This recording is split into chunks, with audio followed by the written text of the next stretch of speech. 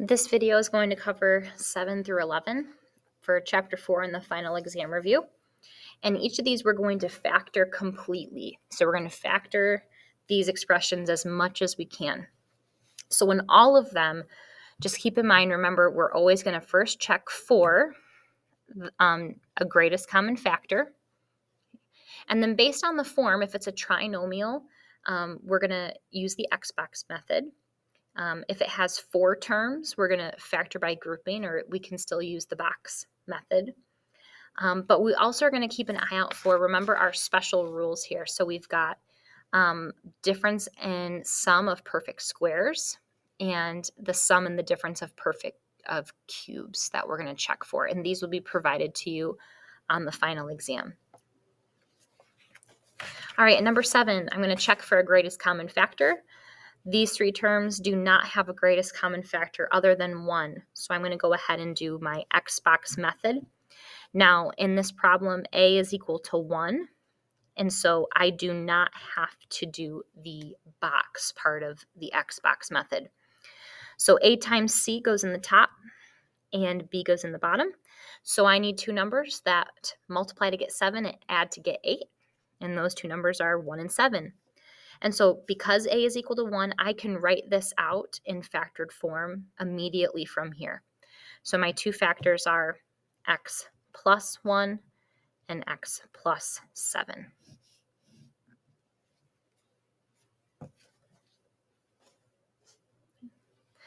In number 8, I'm going to first check to see if there's a greatest common factor.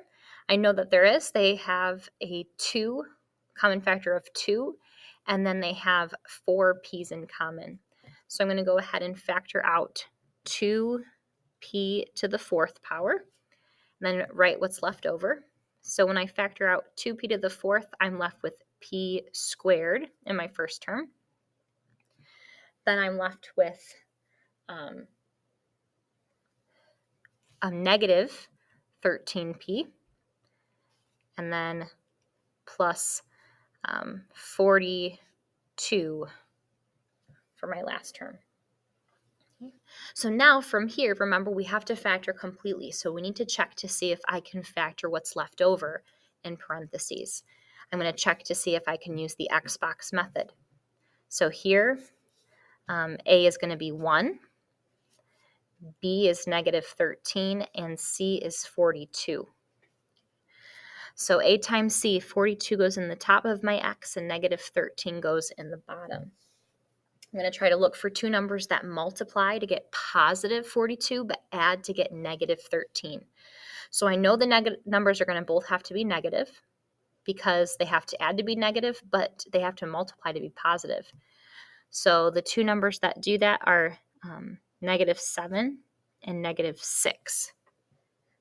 Okay. And since A is 1, I can go ahead and write the factors right from here. I don't need to do the box. So my final answer, don't forget that 2p to the 4th that you factored out, times x minus 7 times x minus 6. Oops, and I accidentally wrote x. I wanted to write p because my variable was p.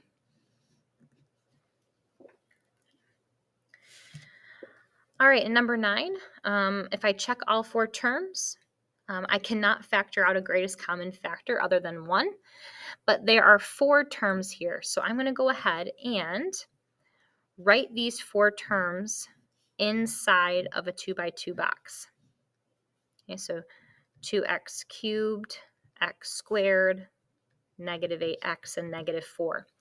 And remember, I'm going to pull out the greatest common factor from each row and column. So in this row, 2x cubed and x squared, the greatest common factor is x squared. In this row, negative 8x and negative 4, the greatest common factor is negative 4. In this column, 2x cubed and negative 8x, the greatest common factor is 2x. And then x squared and negative 4, the greatest common factor is just 1. Okay. And you can always go back through and multiply it out. Make sure when you multiply these, you get the number inside. And we do. So I'm going to rewrite this as 2x plus 1 times x squared minus 4. Just remember, though, you need to check to see if you can continue to factor any of these.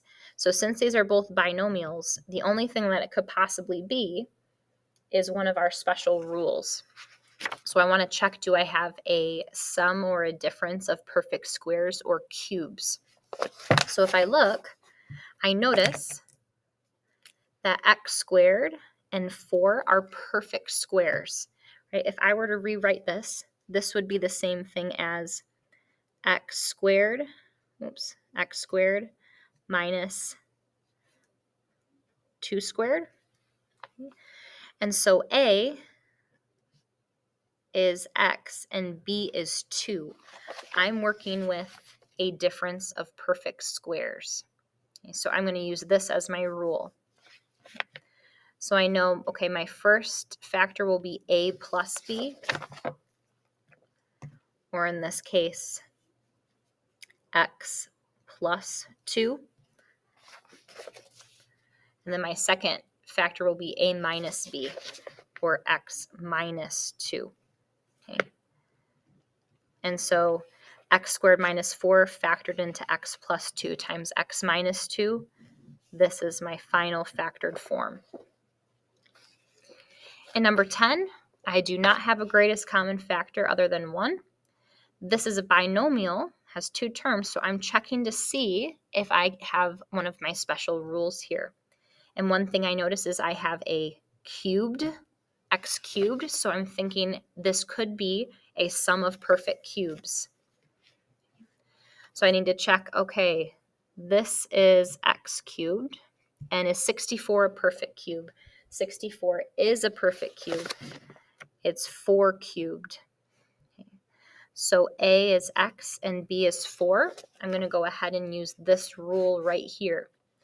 So my first factor is A plus B. So my first factor is x plus 4. Okay. And then I'll have A squared, or x squared, minus A times B, minus x times 4, or negative 4x, plus B squared. B squared, 4 squared is 16. That's my final factored form. Number 11, I have a binomial. I want to check to see if I can factor out a greatest common factor. I can factor out a 2 from 54 and 16, and w to the 4th power. When I factor out a 2 from 54, I'm left with 27. Then w to the 3rd power minus 8. So again, you want to check, can I factor this further? I notice I have a perfect cube here, so that gives me a clue. Maybe I'm working with one of my special rules. So I want to check, do I have a difference of perfect cubes? So remember, all of these have to be perfect cubes. Well, 27 is a perfect cube. That's 3 cubed. Okay, so 3w cubed gets me 27w cubed. And then is 8 a perfect cube? 8 is a perfect cube. That's 2 cubed. So I have a difference of perfect cubes. A is going to be 3w, and B is going to be 2. So I'm going to use my rule. So my first factor will be A minus B, or 3w minus 2. Then I'll have A squared, or 3w squared. 3w squared gets me 9w squared, plus A times B, so plus 3w times 2, which is 6w, sorry, I'm running out of room, plus B squared. B is 2, 2 squared is 4. Sorry. Now, when you write your final answer, don't forget we factored out this 2w to the 4th power as well. So I'm going to write the final answer including this 2w to the 4th power.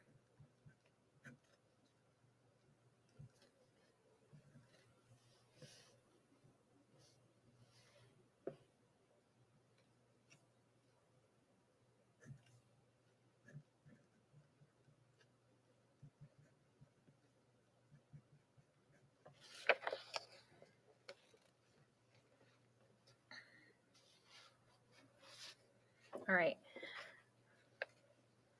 Now I would just want to check. I'm thinking if maybe could this possibly be factored anymore. So I'd have to check my x and my x box. Let's see, 9 times 4, that's 36, and then 6.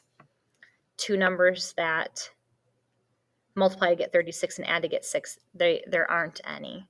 And so that can't be factored anymore. This is going to be my final answer.